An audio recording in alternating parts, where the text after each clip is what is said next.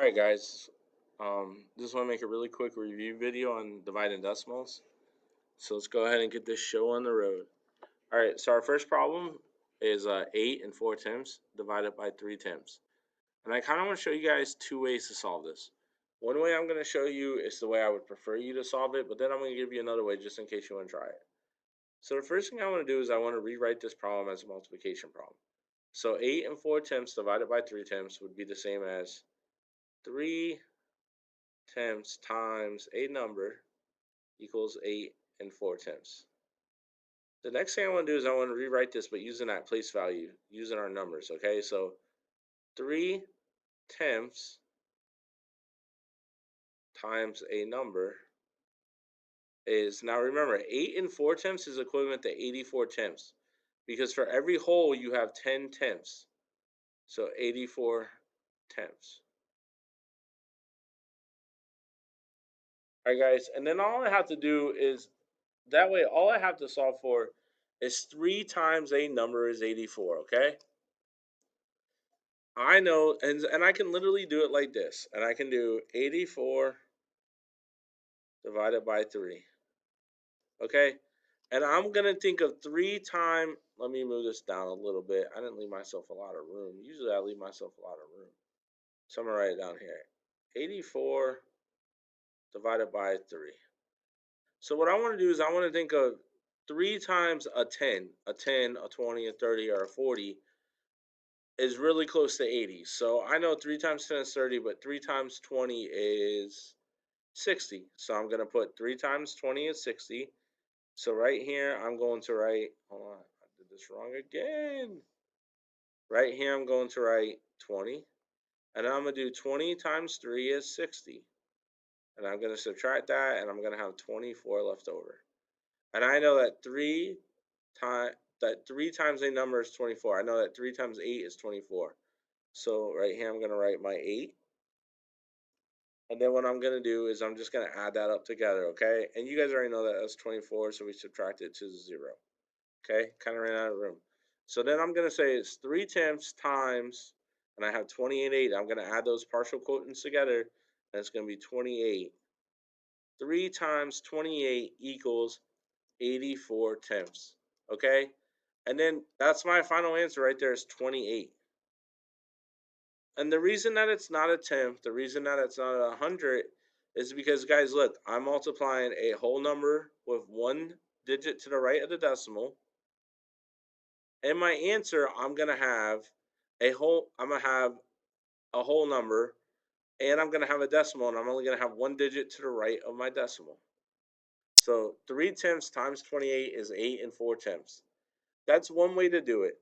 That I think is the easiest way to do it, but I know some of you guys don't like that. So I kind of want to show you a different way that I haven't showed you too much yet. But if we are dividing decimals and we're going to use the standard algorithm that you guys like to try to use, it would be 3 tenths divided 8 and 4/10 divided by 3/10. So the first thing you have to do is you have to get rid of the decimal and your divisor, the thing you're splitting up. So right here, look,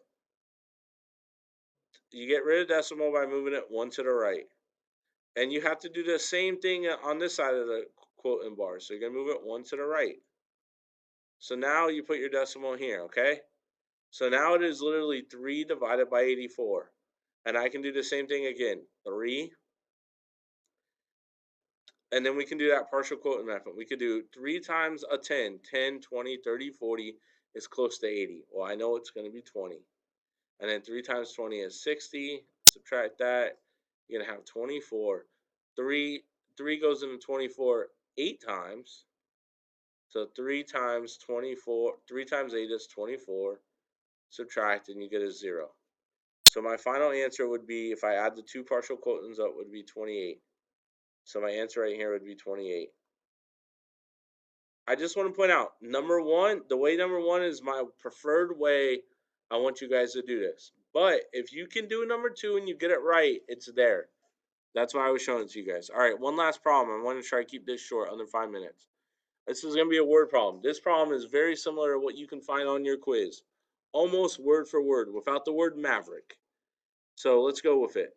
My buddy Maverick has a stack of dimes that is 64 hundredths of an inch tall. The thickness of a dime is 6 hundredths of an inch. How many dimes does Maverick have? Well, the first thing I need to do is write my equation on how I'm going to solve this problem. So I know that I have 64 hundredths, and I want to divide that by 6 hundredths to figure out how many dimes I have, or how many dimes does Maverick have. So I'm going to rewrite this, guys, and I'm going to write this as that multiplication problem. And I'm going to write 6 hundredths times an unknown number is 64 hundredths. Now, right away, I know what the answer is because I know 6 times 8 is 64. That's why I love writing it this way. But if we didn't know that, what we could do is we could go ahead and we could do it the other way, the long way.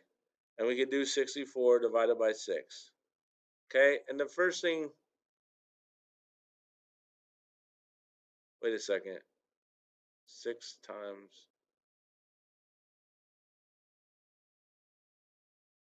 Oh, I did this wrong, guys. Hold on.